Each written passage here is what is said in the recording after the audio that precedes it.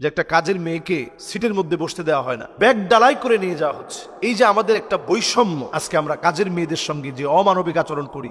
কাজের মানুষ মানি আমার সোফায় সে বসতে পারবে না, কাজের মানুষ মানি সে আমার খাটে বসতে পারবে না। সে প্লেট ধুয়ে দিচ্ছে, আপনি সেই প্লেটে খাচ্ছেন।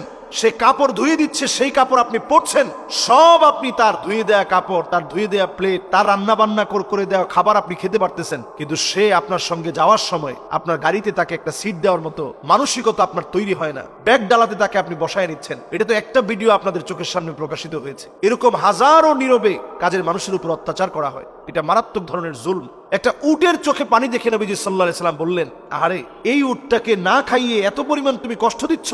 আফালা তাত্তাকিল্লাহ ফি হাযিহিল বাহিমা আল্লাতী মাল্লাকাকাল্লাহু ইয়্যাহ।